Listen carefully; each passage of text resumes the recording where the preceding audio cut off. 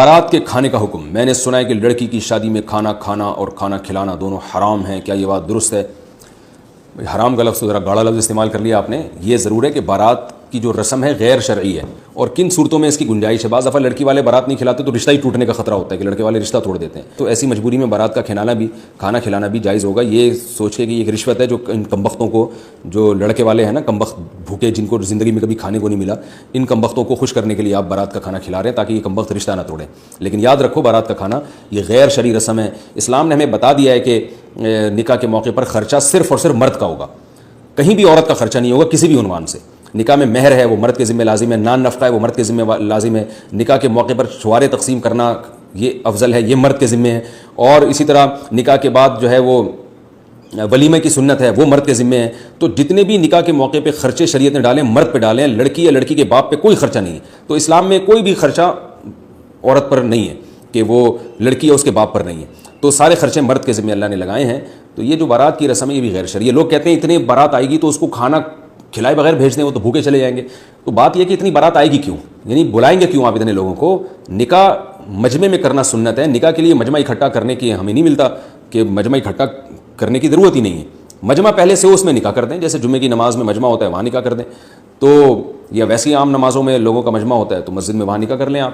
تو جو لڑکی کے قریبی رشتہ دار ہیں، جو ابا چاچا ماموں وغیرہ جو بہت ہی قریبی ہیں، یا اس کی بہنیں وغیرہ، وہ آ جائیں اس میں شرکت کریں اور کھجور کھا کے چھوارے کھا کے پتلی گلی سے نکل جائیں۔ وہ وہاں دھرنا مار کے بیٹھنے کی ضرورت نہیں ہے۔ اور پھر جب دلہن کو رخصت کرنے کے لیے جو بھی لڑکے کی اماں بہنیں وغیرہ آئیں، اس وقت تو بڑی محبت دکھا رہی ہوتی ہیں کہ ہائے ہماری جو ہے نا بھابھی اور ہماری بہو ماشاءاللہ کتنی چاند سی۔ بعد میں پھر انہوں نے جو ستانا ہوتا ہے وہ تو جو جنہوں نے ستانے والی ہیں وہ سن رہی ہیں معذرت کے ساتھ، میں آپ کے علاوہ کی بات کر رہا ہوں۔ تو اس وقت تو بڑی محبتوں سے وہ آ رہی ہوتی ہیں، تو وہ جب محبت سے آئیں رخصتی کے لیے تو 5-6 افراد آ جائیں لڑکے کے گھر سے، تو اگر کھانے کا ٹائم ہو تو ان کو کھانا کھلا دیں، چائے کا ٹائم ہو تو چائے پلا دیں، پان گٹکے کا ٹائم ہو تو پان گٹکے پہ گزارا کریں، اور ان سے کہیں کہ اب پتلی گلی سے نکل جاؤ۔ تو یہ جو W11 بھر بھر کے باراتوں کی جا رہی ہے نا، یہ خود غیر شرعی رسم ہے۔ تو دلہن کو اٹھانے کے لیے اتنی 4-4 5-5 بسوں کے آنے کی ضرورت نہیں ہے۔ ہاں پھر جتنے بھی لڑکی والے ہیں وہ کہہ دیں کہ بھئی اپنے تمام رشتہ داروں کو کہ بھئی آج تو کھانا نہیں ہے، ہم تو 4-5 گھر افراد جا رہے ہیں دلہن کو اٹھانے کے لیے، یعنی اٹھانے کا مطلب یہ ہے کہ دلہن کو جو ہے لانے کے لیے، تو کھانا جو ہے وہ کل دولہا کے گھر پر ہوگا انشاءاللہ۔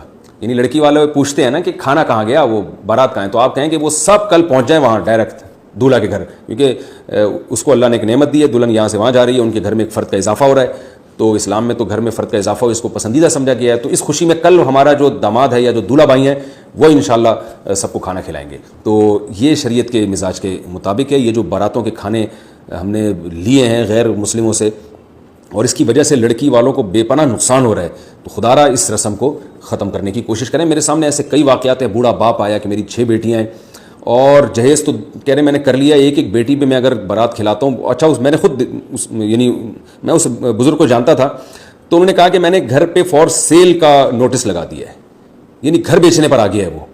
تو کیا ضلالت ہے، کیا گمراہی ہے یہ کہ لوگ اپنی پراپرٹیاں بیچ کے بیٹیوں کی شادیاں کر رہے ہیں۔ ہم نبی صلی اللہ علیہ وسلم کی سیرت دیکھتے ہیں تو ایک دھیلا بھی خرچ نہیں ہوتا تھا۔ یہ جو حضرت فاطمہ کا جہیز تھا یہ حضرت علی سے پیسے لیے گئے تھے، اور کچھ چیزیں آپ صلی اللہ علیہ وسلم نے ان کو بنا کے دے دی۔ اور اگر کسی کا داماد مسکین ہو، غریب ہو، حضرت علی رضی اللہ تعالیٰ عنہ کے پاس تو پیسے ہی نہیں تھے، تو اگر بالفرض نبی صلی اللہ علیہ وسلم نے، ہم یہ فرض کر لیتے ہیں کہ اپنی بیٹی کو جہیز دیا ہے، تو آپ کا داماد اگر اتنا مسکین ہے کہ وہ گھر میں ایک برتن بھی نہیں خرید سکتا، تو ٹھیک ہے آپ پھر ایسے داماد کے ساتھ تعاون کریں۔ آج تو ایسے غریب کو بیٹی دی نہیں جاتی ہے۔ میں یہ کہہ رہا ہوں کہ اگر کوئی داماد بہت غریب ہے نا، تو پھر آپ داماد کے ساتھ تعاون کی نیت سے بچی کو جہیز دے دیں آپ، لیکن غریب ہے تو پھر اس کو بیٹی کون دے گا، جہیز تو بات کی چیز ہے۔ تو پیسے والا داماد ہے اور وہ خرید سکتا ہے ساری چیزیں، تو پھر آپ بولیں گے بھائی تم خریدو یہ سب جہیز اور یہ سارے کھانے پلانے کا انتظام تم کرو۔ ہم دیکھتے ہیں نبی صلی اللہ علیہ وسلم نے اپنی 4 بیٹیوں کی شادی کی ہے، 3 میں تو کہیں بھی نہیں ہے جہیز کا۔ حضرت فاطمہ رضی اللہ تعالیٰ عنہ کے ساتھ جو تعاون تھا، تو بہت سے علماء کہتے ہیں وہ حضرت علی ہی سے ایڈوانس میں پیسے لیے گئے تھے،